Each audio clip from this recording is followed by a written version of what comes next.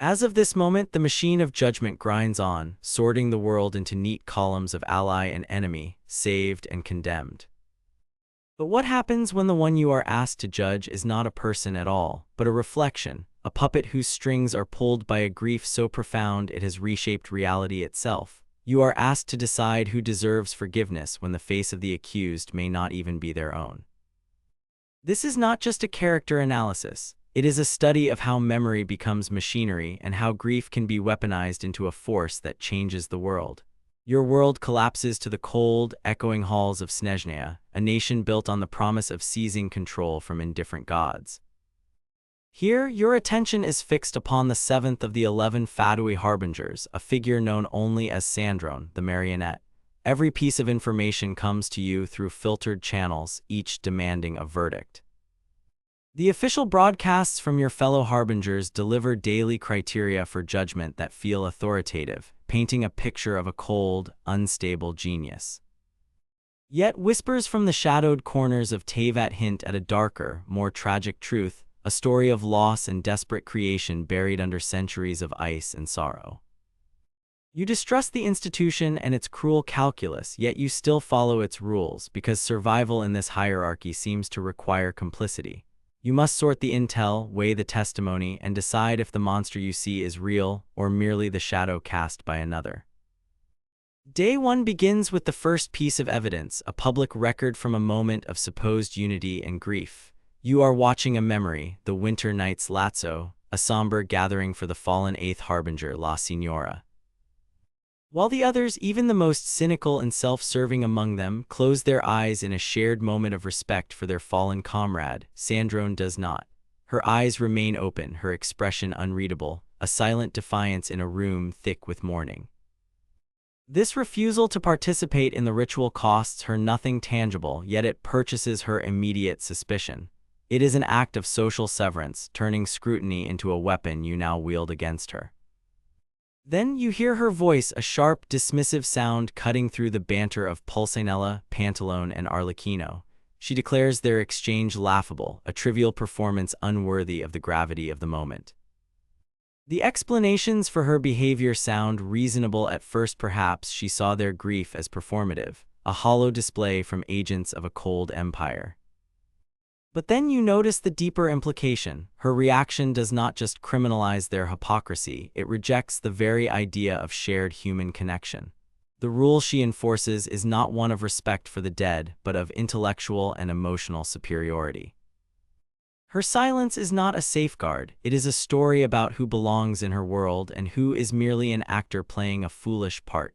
The accusation is then codified by your peers. You hear the whispers in the ranks, the comparisons that follow her like a shadow. They liken her to ill daughter, the second harbinger, a man whose name is synonymous with monstrous experimentation and a chilling disregard for life. This is not a casual remark, it is an institutional verdict. To be compared to the doctor is to be marked as irredeemable, to be placed in a category of evil that transcends mere ambition or cruelty. Ill daughter's evil is systemic, a sprawling network of cloned bodies and stolen minds, a relentless pursuit of knowledge that views humanity as raw material. His methods are public, audacious, and horrific. Sandrone, they say, shares his obsessive focus on research, his cold detachment, yet Arlecchino is quick to point out a crucial difference. While the doctor multiplies himself, seeking to be everywhere at once, an omnipresent force of scientific terror, Sandrone does the opposite. She retreats. She isolates herself within her laboratory, fiercely guarding her work, a ghost in the Snezhnayan machine. This introversion, this need for absolute control over her small, mechanical world, is interpreted not as a sign of vulnerability, but as a different flavor of the same arrogance. It suggests a paranoia, a deep-seated fear of contamination by the outside world, or perhaps a grief so profound it cannot bear to be witnessed. The comparison to daughter is a cage, a pre-written narrative that sanctions her condemnation before her own story can even be told. It weaponizes her isolation, twisting her retreat from the world into an indictment of her character. You are being told that her silence is not just an absence of empathy, but a presence of something far worse. Phase 2 introduces new testimony, direct accounts from those who have orbited her desolate world. These are not rumors, but first-hand reports from fellow harbingers, each a voice of authority adding another layer to the indictment. Checking their words costs you your objectivity, turning their personal biases into facts you must now process. You are no longer an observer, you are performing the labor of judgment on their behalf. First, you hear from Arlecchino, the knave, a woman who understands control and manufactured loyalty better than anyone. She tells you that Sandrone is a recluse, a phantom who so rarely appears in public that most fatui officers have never even laid eyes on her. This is not the behavior of a proud inventor eager to display her creations. It is the behavior of someone hiding. Arlecchino's tone suggests a tactical analysis. She contrasts Sandrone's seclusion with daughter's omnipresence, framing it as a different strategy in the same grand game of power. But beneath the tactical reading, there is a symbolic one. Sandrone's laboratory becomes a fortress, a sealed tomb where she guards her secrets not just from rivals but from the world itself. This rule of self-imposed exile is not a safeguard for her research. It is a story about a deep, unbridgeable chasm between her and the rest of humanity. Then, the 11th harbinger, Tartaglia, adds his account. He is a warrior, a man who lives for the thrill of battle and reads the world through the language of intent. When he speaks of Sandrone, his words are blunt and visceral. He says she is perpetually engrossed in her research, a statement that sounds neutral until he follows it with a chilling admission. Every time he sees her, he feels a palpable killing intent radiating from her. It is as if his very presence, his embodiment of chaotic, unpredictable life, is an offense to her ordered, mechanical world. You are forced to consider what this means. Is it a literal threat, or is Tartaglia projecting his own combative nature onto her? The encounter reveals a fundamental clash of philosophies. He is a creature of instinct and emotion, while she is a being of logic and design. His assessment, however, paints her not as a detached scientist, but as a predator waiting to strike. Finally, the Wanderer, once the 6th harbinger Scaramouch, delivers the most scathing verdict. He, a puppet who has known the sting of being a failed creation, speaks with a unique and bitter authority. He confirms her complete obsession, stating she cares for nothing outside of her work, but he does not stop there. He attacks her competence, dismissing her life's work as a copious amount of garbage. He mocks her ambition, noting with contempt that despite her tireless efforts, she only managed to rank one spot below him. This is not just an insult, it is a profound psychological attack. It suggests that Sandrone's seclusion is driven not by genius, but by failure.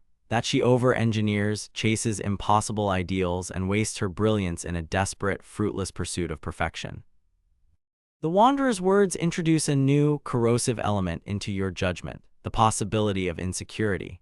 Her harsh exterior, her hostility, her superiority complex. What if these are not signs of strength, but defenses built to conceal a deep-seated fear of inadequacy? His testimony forces you to see her not as a confident mastermind, but as a desperate artist, endlessly polishing a flawed creation in a locked room, terrified of the world's judgment. The rule her story now seems to follow is not one of arrogant isolation, but of profound, crippling self-doubt. You begin to see the machinery of her personality not as a weapon, but as a shield. These accounts converge into a single, damning portrait. Sandrone is brilliant but volatile, a recluse with a superiority complex. A genius isolated by choice, haunted by obsession, and quietly resentful of a world that does not and cannot understand her. This is the official record, the story sanctioned by the institution. Yet a new broadcast arrives, a whisper from the distant nation of Fontaine, carrying a story that threatens to shatter this carefully constructed image. This is the case of the questioning Melusine and answering machine. An external intruder, a failed agent named Jenk, arrives on the scene, and his story forces you to choose between the risk of believing the official narrative about Sandrone and the risk of accepting a far more brutal truth. You follow the Traveler and Payman as they assist a Melusine named Taluchard and a sentient automaton named Curve. Their investigation into a disappearance uncovers a conspiracy, a web of treasure hoarders and fatui agents all seeking the research of Curve's creator, Dr. Maso Lombroso. This research, you learn, concerns machine intelligence, the very heart of Sandrone's domain. The trail leads to a secret underwater laboratory, a place of hidden knowledge, much like Sandrone's own sanctum. But order collapses. Jank, the key conspirator, chooses destruction over capture. He detonates explosives and the laboratory is consumed by the sea. In the chaos, Curve, the gentle thinking machine, sacrifices itself to save its friends. It is a moment of profound, non-human heroism. The consequence of this failure is swift and terrible. Jank is found later, not executed, but displayed. He is discovered within the Opera Epicles, the very seat of Fontaine's justice, restrained and broken. His tongue has been surgically removed and his mind has been shattered, leaving him a living monument to his failure. The official explanation from the authorities is ambiguous. It was either a punishment from his shadowy backer or a twisted, self-inflicted act of remorse. But the whispers suggest something else. They point to a harbinger, the one interested in machine intelligence. They point to Sandrone. A letter is found with Jank and the script suggests it was written not by a subordinate but by the harbinger herself. This detail is critical. It means she was not a distant commander. She was intimately aware of the operation. She knew Jank, she knew of Curve, she knew what was at stake. And when Jank failed, when his chaotic actions led to the destruction of precious research and the loss of a unique artificial life, the punishment was absolute. The state agent, in this case the local law enforcement, can only speculate, but the symbolic truth is clear. The removal of Jank's tongue was not just torture, it was a message. He had spoken out of turn, acted without authority, and so his ability to speak was permanently revoked. His broken mind was a testament to the price of disrupting a perfectly designed plan. This act of cold, calculated cruelty aligns perfectly with the image your fellow harbingers have painted. It seems to confirm the Wanderer's claim of a terrible personality, to validate Tartaglia's feeling of killing intent. It feels like the final piece of evidence needed to seal her condemnation. You are now complicit in this verdict, having followed the chain of events to its brutal conclusion. She is no longer just a recluse. She is a monster who sanitizes her violence through intermediaries, a puppeteer who cuts the strings and the tongues of those who fail her. And yet, a flicker of doubt remains. Why such a specific, symbolic punishment? Why leave him alive but broken? The act feels too personal, too precise. It is less the work of an indifferent monster and more the work of a perfectionist whose masterpiece has been defaced. This is not the chaotic cruelty of ill daughter who would have simply dissolved Jank into a test tube. This was a ritual of punishment, a cold, silent sermon on the consequences of failure. And it is this very precision that opens the door to another possibility, a truth hidden within the intricate clockwork of her identity. To understand her, you must look beyond the testimony and into the very architecture of her being. Her history, her design, her name, they are all part of a larger machine. You must descend into the lore, into the ancient theatrical traditions of commedia dell'arte that Snezhneya's culture is built upon. All the harbingers are archetypes drawn from this Italian theater, stock characters representing fixed social roles. They are masks, personas worn on a grand stage.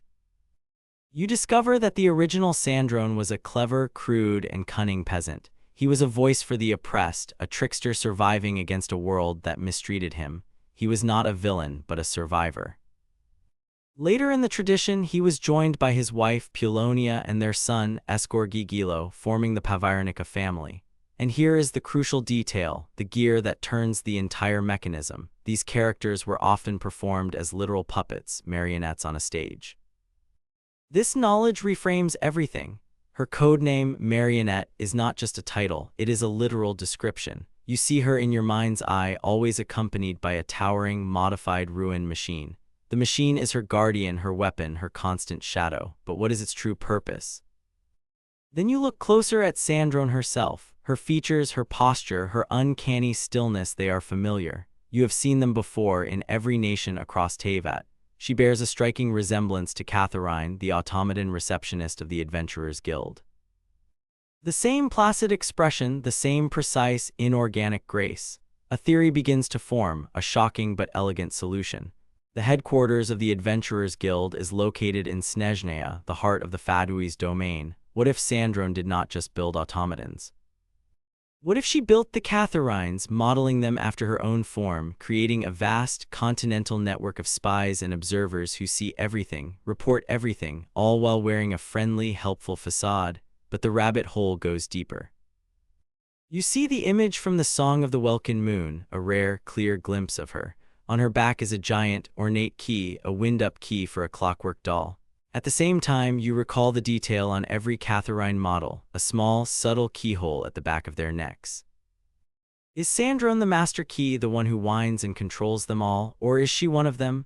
The thought is destabilizing. A wind-up doll cannot function on its own. Someone has to turn the key. A marionette needs a puppeteer. The title marionette suddenly feels like a cruel joke.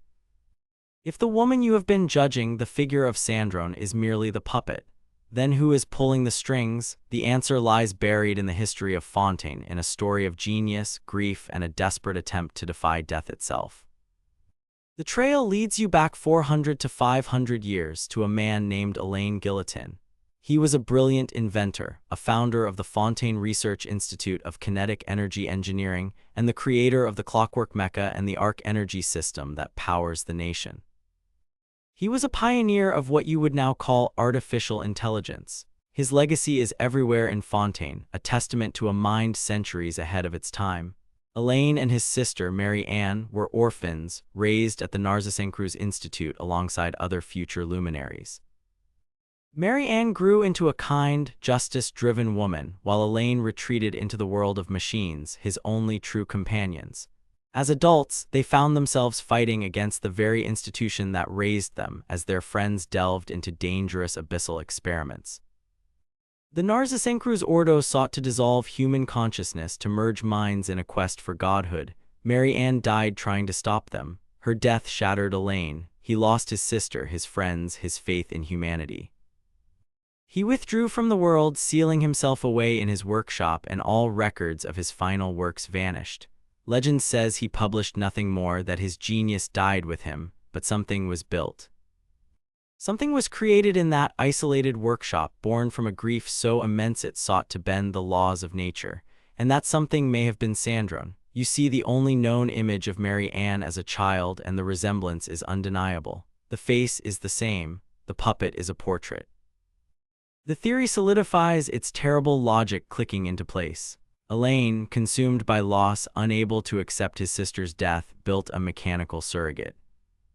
He built a puppet in her image, a perfect, undying recreation, perhaps to preserve her memory, perhaps to continue a mission they once shared, or perhaps, in his madness, to bring her back to life. This creation, this beautiful, tragic doll, is the harbinger you know as Sandrone. The self-audit turn arrives, forcing a mirror check where you realize you may fail the very criteria you enforce. You have judged Sandrone for her coldness, her isolation, her lack of empathy. But if she is an artificial being, a machine programmed to mimic a lost soul, can she be judged by human standards at all? You have called her a monster, but who is the true monster? The grieving creator who defies death, or the puppet built from his pain? You are executioner and suspect, judge and evidence, trapped by a system of moral reasoning that collapses when confronted with a being that exists outside of it. You have been judging the mask, not the face behind it. The puzzle is not yet complete. There is still the matter of the ruined machine, her constant companion. What if it is not just her guard? What if it is her guide? The theory deepens, becoming darker and more tragic. What if Alain Guillotin, in his final act of devotion or despair, transferred his own consciousness into the machine? He could then watch over his creation, protect her, guide her through the world, a silent, armored ghost forever bound to his mechanical daughter. He would be the mind, she would be the body. Together they are one being, a fractured soul housed in two shells. The Commedia dell'arte trio clicks into place, reimagined for a new, more tragic stage. Alain is the true Sandrone, the clever, cunning patriarch, the mastermind hidden inside the machine, hardened by grief and driven by an intellect that sees the world as a problem to be solved. The harbinger you see, the puppet fashioned after Mary Ann, is not the wife Pulonia in a literal sense, but her thematic equivalent, the public face, the outspoken performer on the stage, carrying out a mission whose origins she may not even comprehend. She is the visible puppet and he is the invisible hand. Paperwork arrives, and with it a choice that feels cleaner than a trigger pull and accomplishes the same disappearance. You are no longer condemning a person, you are filing a report on a complex entity. You can classify her as a villain, a cold-blooded agent of a hostile nation, responsible for the crimes committed in her name. This is the simple, bureaucratic solution. Or you can classify her as a tragedy, a victim of circumstance, a tool wielded by a grieving ghost. You are no longer killing, you are allocating risk within a spreadsheet of lives. To choose the first is to preserve the moral order, to maintain the simple binary of good and evil. To choose the second is to accept a world of unbearable complexity, where grief can be forged into a weapon and love can be the architect of a monster. You have followed the evidence from the cold halls of Snezhnaya to the underwater labs of Fontaine, from the ancient stages of Italian theater to the grief-stricken workshop of a long-dead genius. The facade has burned away, and what you feared most, a harbinger as cruel as daughter, has been replaced by something far more unsettling, a tragedy wearing a monster's mask. You can seal the windows and descend into the belief that she is irredeemable. You can accept the testimony of her peers, the evidence of her cruelty in Fontaine, and declare the case closed. You are safe in your certainty, but you are unsure if you have saved justice or only delayed a more difficult truth. If you purge her of all agency, declaring her a mere puppet, the silence tastes the same as absolution until it does not. The crimes still happened. The pain was still inflicted. To absolve the puppet is to place the full weight of sin onto the puppeteer, a man who may have acted out of a love so twisted it became monstrous.